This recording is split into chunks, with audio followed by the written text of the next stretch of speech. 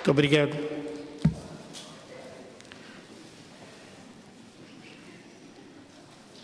Sintam-se todos cumprimentados. Senhora Presidente, Excelência, Senhor Primeiro-Ministro, Excelência, senhores deputados, meus pares, Excelências, todo o protocolo observado. É com renovado prazer e grande honra que, a partir deste pódio da Magna Casa, saudamos a todo o povo moçambicano com um fraterno abraço.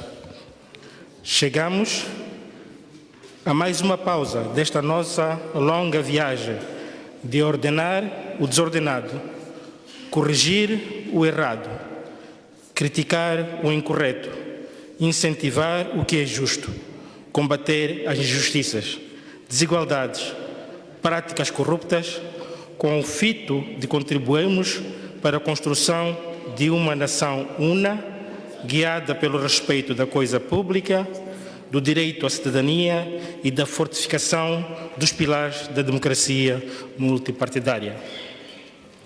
É sumariamente gratificante chegar a mais uma estação desta nossa nobre missão, com a consciência de tudo termos feito para uma missão exitosa, não obstante a prevalência de alguns diques e barragens que sempre se colocam na nossa marcha para impactar negativamente o nosso desiderato, o desiderato da Renamo e do seu presidente, Ossuf Mahamat, de construção de um país robusto, próspero e de justiça social.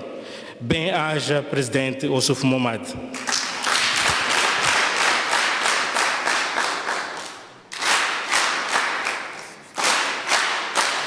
Com efeito, a Renamo, sob a liderança do presidente Ossuf Mahamat, tudo faz para tirar o povo da miséria, da fome, da corrupção e indolência, que são a característica privilegiada dos comunistas de ontem e capitalistas de hoje.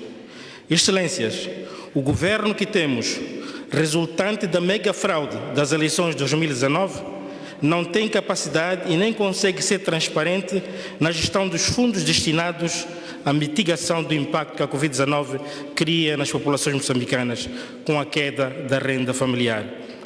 As famílias carenciadas ficam cada vez mais necessitadas porque os corruptos que estão no poder não sentem vergonha na cara e ainda desviam o pouco que a comunidade internacional disponibiliza em forma de gesto humanitário.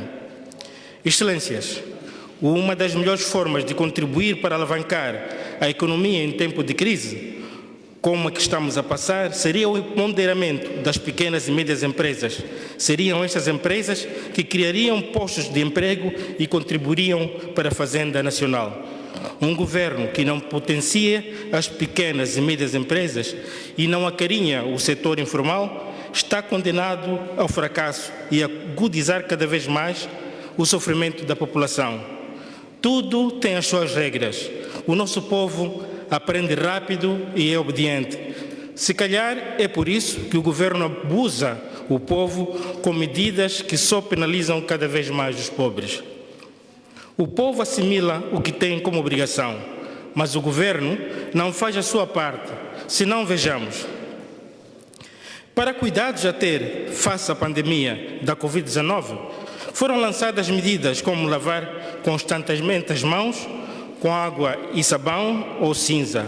O povo acata. Usar máscaras. O povo segue.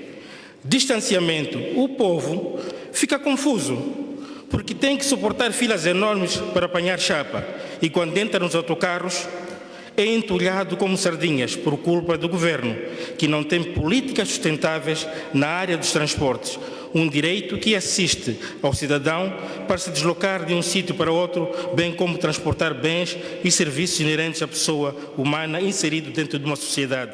A nossa realidade na área de transportes é do tipo salve-se quem puder. As promessas de melhoria de transporte sucedem-se, como também se sucedem os incumprimentos das promessas. Por exemplo, aqui na cidade de Maputo, o antigo edil, em 2012, chegou a prometer metro de superfície para ligar Maputo, Matola e Marraquene. Isso não foi para além de mais uma promessa eleitoralista. Há anos, o Governo, através do Ministério de Transportes e Comunicações, chegou a equacionar a hipótese do uso de autocarros movidos a gás para fazer face aos custos da operação e melhorar a qualidade de transportes. Até somos grandes produtores de gás. E na altura o Governo enchia a boca para dizer que essa operação iria reduzir em 50% os custos. Hoje, o Governo já não fala desse processo, morreu sem produzir efeitos.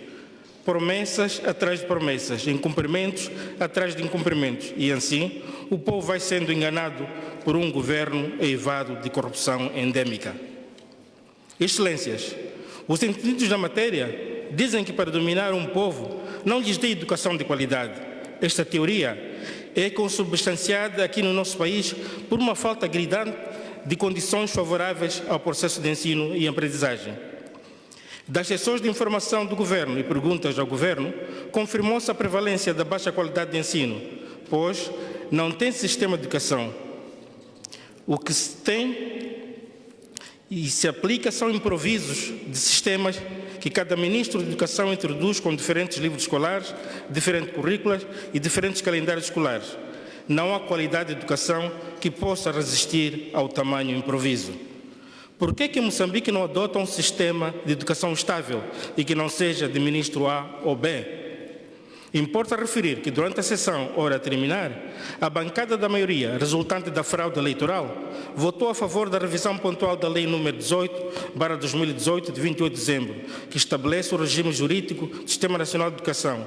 Na ocasião, a bancada de parlamentar da RENAMO votou contra a revisão porque nela o proponente inclui aspectos discriminatórios de crianças em idade escolar, na medida em que, com a definição de 30 de junho de cada ano como limite máximo do completar os 6 anos para a frequência na primeira classe, uma criança que complete 6 anos a partir de 1 de julho terá de esperar cerca de 7 meses para ingressar na primeira classe, o que constitui um enorme absurdo e atraso. Excelências, meus pares, não podemos continuar a usar a Assembleia da República como repositório de extremismos partidários para alimentar interesses obscuros ao propósito comum de um povo, pura e simplesmente porque uma determinada elite econômica e política pretende consolidar à volta de si o poder executivo e legislativo. Excelências, preocupa-nos o fato de, a quando do informe à Assembleia da República nesta sessão, a digníssima Procuradora-Geral da República tenha usado a ocasião para lamentar o medo que tem de agir em defesa do Estado e da lei, perante tantas violações da lei, incluindo claros sinais de Moçambique como um paraíso de branqueamento de capitais.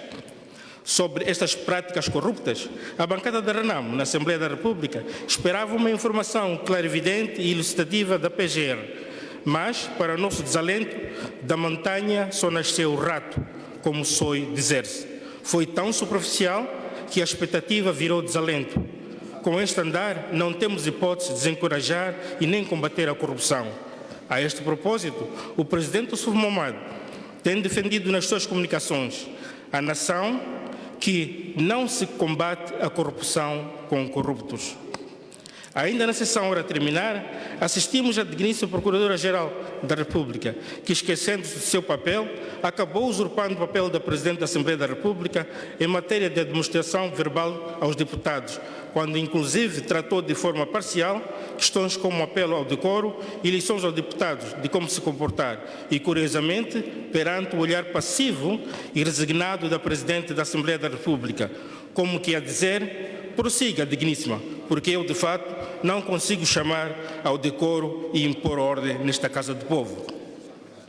Provavelmente esta atitude pouco digna da digníssima Procuradora-Geral justifica-se pelo fato de, quando está nesta Casa, não sentir as amarras que sente quando está na sua instituição, onde não pode falar nem agir por livre consciência.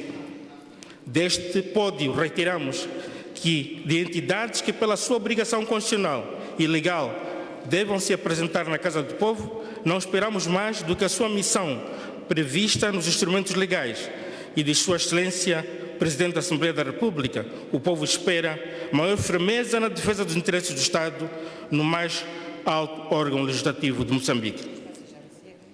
Excelências, A criminalidade, a insegurança e os raptos colocam o país na situação de inelegibilidade para investimentos sérios e prósperos.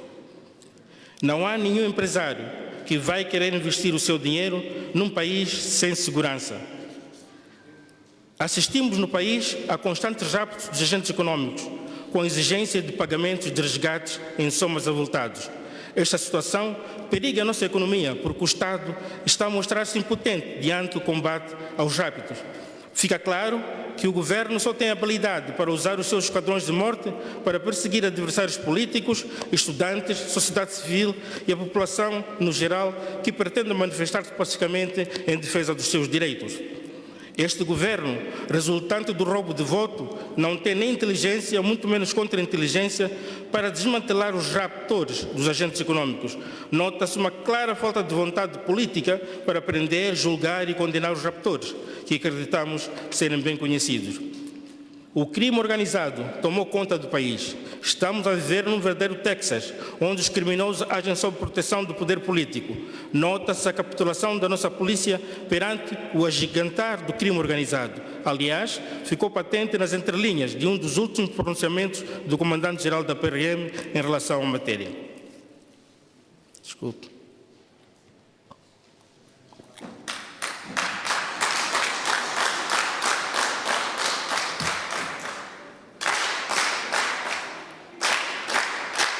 Excelências, a este capitular junta-se a inação do governo de fazer frente à guerra em Cabo Delgado.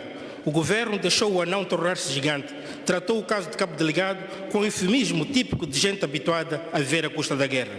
No início, e como forma de esconderem a verdade sobre a guerra, falavam de inteligências religiosas. Queriam dar a entender que o problema era de uma religião. Mas o antigo bispo da Igreja Católica em Cabo Delgado trouxe à tona que a guerra não tinha nada a ver com o Islão, mas sim com questões econômicas de pobreza extrema de uma população que vive numa província bastante rica. A toda a população de Cabo Delgado, afetada direta ou indiretamente por esta guerra, vai a nossa reiterada solidariedade na esperança de que dias melhores virão. É fácil notar que a guerra de Cabo Delgado é apadrinhada por pessoas dentro do sistema governativo, pessoas com muita influência, ao ponto de negar apoio internacional para o combate ao mal que graça Cabo Delgado. Sua Excelência, o Suf Mohamed, presidente da RENAMO, pronunciou-se muito cedo a favor da solicitação de apoio internacional. Os amigos da guerra atiraram-se contra esta posição, alegando aspectos de soberania. Que soberania é essa que deixa o seu povo morrer? Tentaram embrulhar chifres com o jornal e os chifres já furaram. A verdade está escancarada. Afinal, o presidente Suf Mohamed é um homem iluminado, ungido de Deus, que lê cenários à distância. E hoje, depois de receberem algumas notas verdes, com muitos zeros à direita, já abriram a entrada do apoio internacional. Excelências, com os verdes na mão, prestes a entrarem nos bolsos dos donos da guerra, já esqueceram da soberania. Estes governantes funcionam como prego na madeira, só com marteladas. No passado também foi assim. Ficam preocupados em epítetos maliciosos, mas quando o prego já entra bem fundo é quando reconhecem a verdade. Masoquistas são o que são. Deixam primeiro o povo sofrer, o povo morrer, para depois dizerem que já podemos receber ajuda internacional. Aliás, sempre que nos referimos a Cabo Delgado, ressalta-nos a insensibilidade de um governo de recortar imberbes, sem preparação político-militar, sem moral combativa, porque não conhecem a razão de ser desta guerra. Não há explicação exaustiva, porque não dizem que estão a combater Al-Shabaab, outros estão a combater insurgentes, e há ainda quem diga que estão a combater o islamismo. Afinal, quem é o nosso inimigo em Cabo Delgado? Qual é a sua gênese? Quem os apoia e a partir de onde? Pergunto eu, perguntas tu, mas eles não perguntam. Mas quem sofre somos nós, o povo, que entregamos nossos filhos para a morte. Eles criam os seus filhos na maior opulência e no bem bom. Os donos da guerra não mandam os seus filhos para a guerra. Eles passeiam de iates no suco das águas de Moçambique, em baquentes principescos, enquanto o filho do pé descalço carrega ferro nas costas para matar ou morrer sem conhecer as reais causas desta guerra. Sua Excelência, Presidente Suf Mohamed, na sua divina inspiração, avivou aos que sofrem de amnésia sobre o tipo de ajuda militar que o país recebeu durante a luta pela democracia. Excelências, o assunto de Cabo Delgado deve merecer toda a nossa atenção a par da Covid-19 e da corrupção endêmica. O nosso país não terá nenhum progresso se não prestar atenção a esta tríade Todos devemos nos abraçar como irmãos e combater estes males que enfermam o nosso país. Excelências, a luta levada a cabo pela Renamo teve como objetivo a elevação do poder do povo ao poder.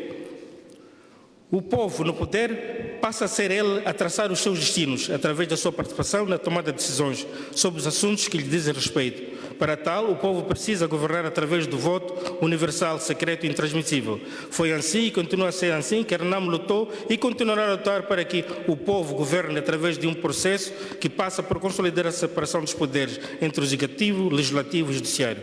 Com todos os defeitos que ainda persistem, a Renamo forçou o regime marxista-leninista da Frelimo a aceitar a democracia multipartidária com subsistência na premissa de um homem, um voto. Infelizmente, este sonho continua a ser adiado pelo CITAI, que é a máquina que prepara, organiza, planifica em pormenor as falcatruas que predominam no sistema eleitoral, desde o mapeamento dos postos para a colocação de brigasta, de recenseamento eleitoral, máquinas de recenseamento em obediência ao mapa geopolítico, escolhendo zonas de conveniência e outras inconvenientes, ao estilo da arquitetura da empolação dos eleitores fantasmas na província de Gaza.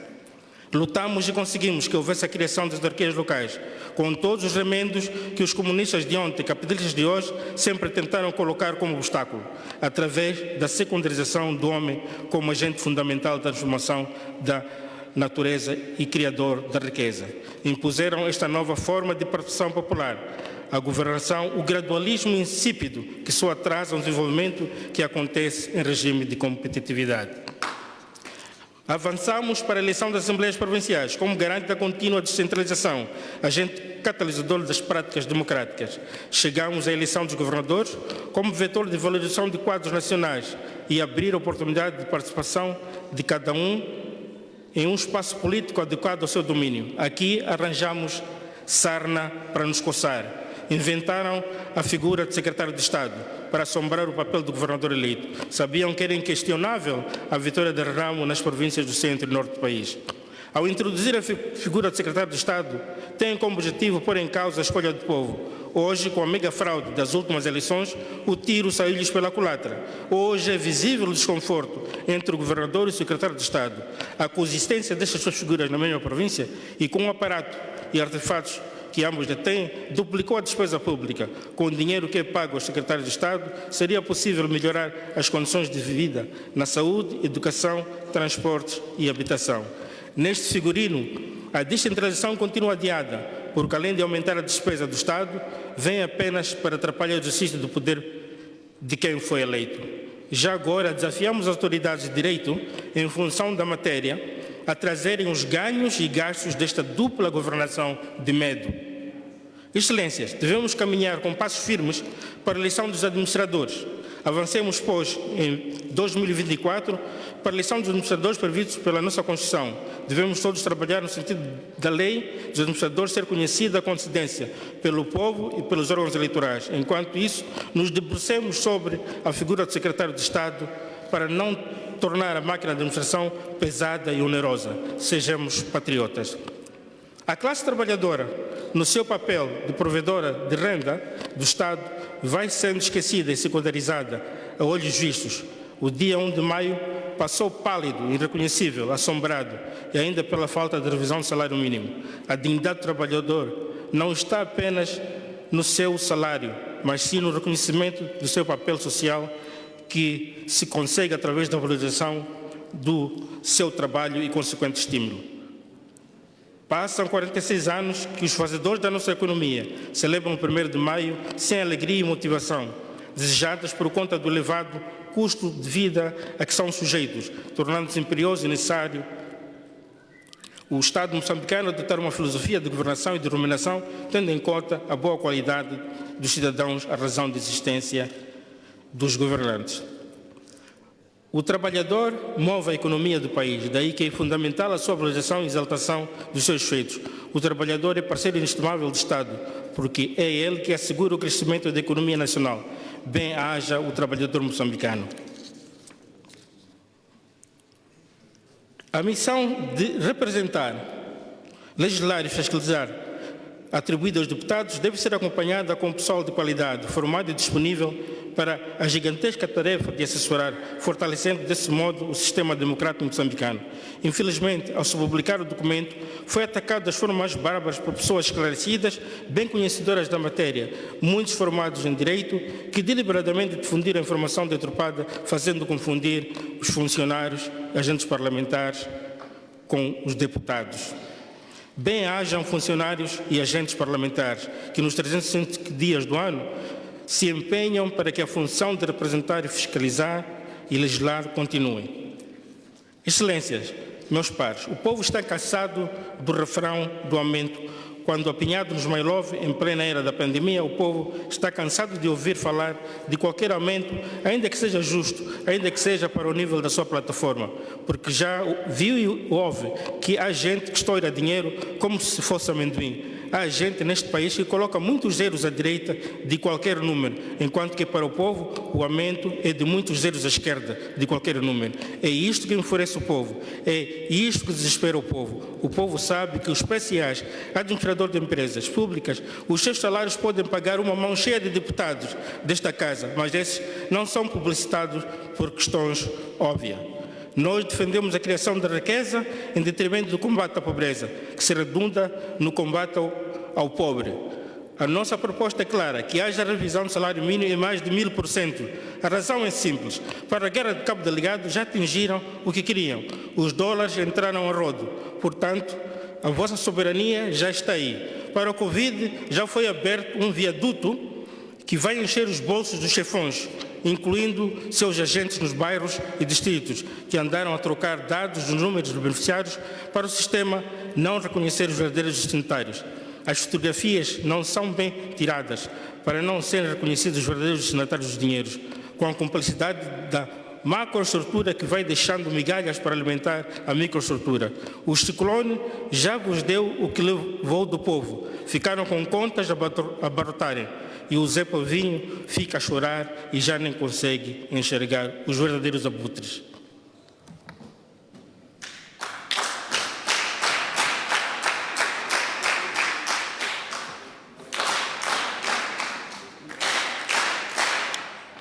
Das sessões de informação do Governo, a semelhança com as perguntas ao Governo, que são momentos que os representantes do povo têm a oportunidade de interagir com o Executivo, o povo ficou a confirmar que sabia.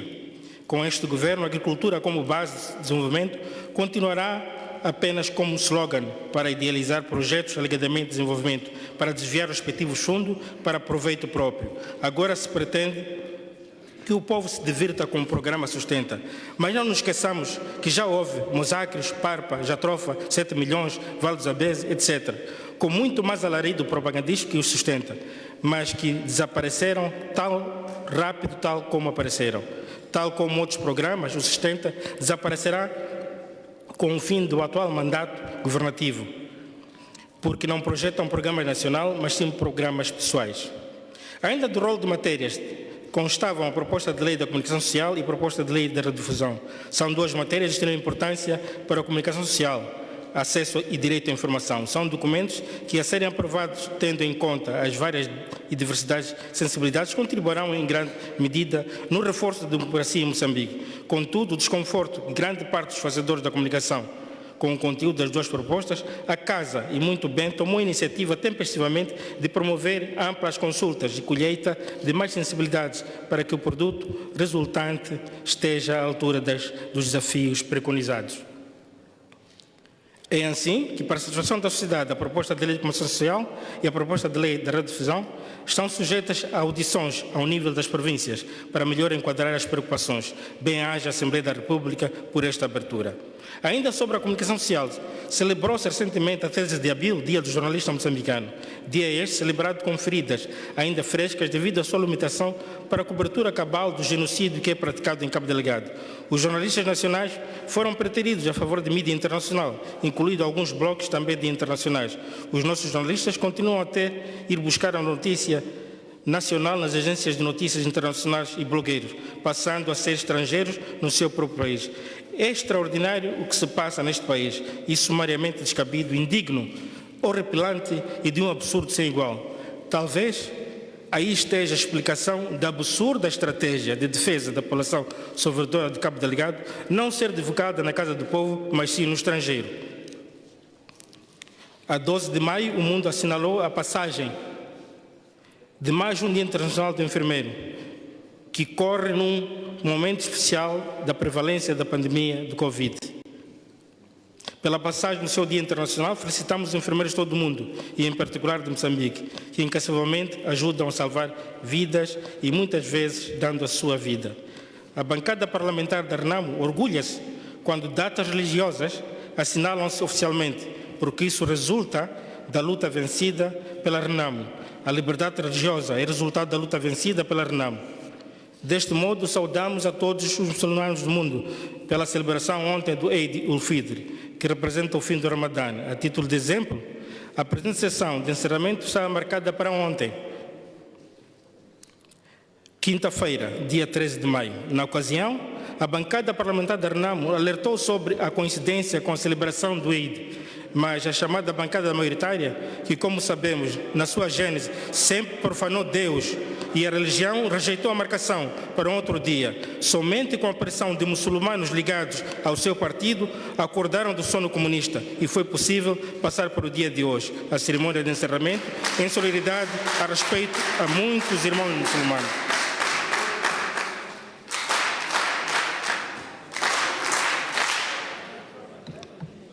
Lamentavelmente, a música moçambicana está de luto. Perdeu recentemente um dos seus maiores ícones. Falo-vos do incontornável músico Hortêncio Langa. A par do finado, outro músico, famoso trovador de nome Mafende, que muito contribuiu para o enriquecimento do mosaico cultural zambesiano e não só, também deixou-nos. As famílias enlutadas expressamos os nossos mais profundos sentimentos de pesar. No passado dia 5 de maio, a Liga da Juventude da RENAMO e os gloriosos combatentes pela democracia celebraram o seu dia. Nesta efeméride, lembramos dos jovens moçambicanos de 1967 que, com terra e idade, perante a intransigência e injustiça reinante, pegaram em armas lutando contra o regime instalado. Luta essa vencida, uma vez que se instalou o multipartidarismo, a economia de mercado, acabaram as aldeias comunais, etc, etc. Bem-haja a Liga da Juventude da RENAMO e os combatentes gloriosos pela democracia. Excelência, saudação especial aos deputados da minha bancada, a bancada parlamentar da RENAMO, os verdadeiros representantes do povo, em particular aos que interviram na presente sessão. As vossas intervenções foram brilhantes e colpidas de mérito. Vós sois o nosso orgulho, orgulho dos moçambicanos. Parabéns, colegas. Excelências, estamos a encerrar esta sessão no mês em que tombou o embondeiro da democracia. Sua Excelência, Presidente Afonso Macaco Marcelo de Jacama, fundador da democracia multipartidária. Permita-nos retirar os nossos agradecimentos à família de Jacama por manter abertas as portas de sua casa, para recordar este histórico homem que revolucionou Moçambique. Uma vez mais, muito obrigado, Papá Mangundi, muito obrigado, família de Jacama. Afonso Jacama, nosso herói, herói do povo moçambicano.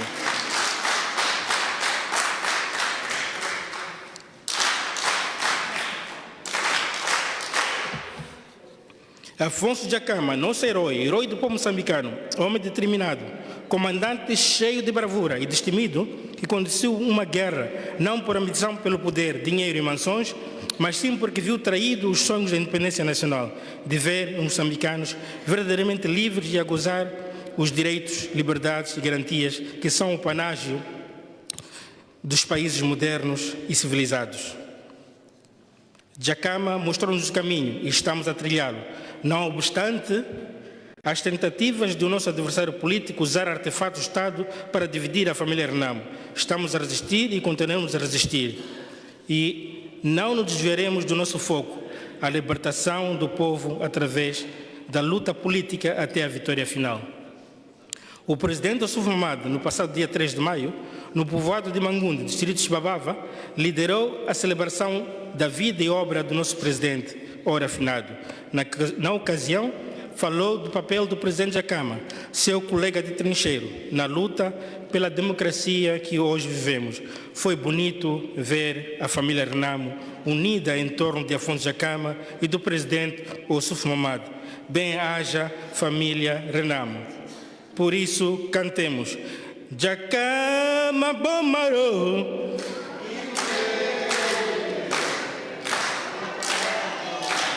Pela atenção dispensada, o meu muito obrigado.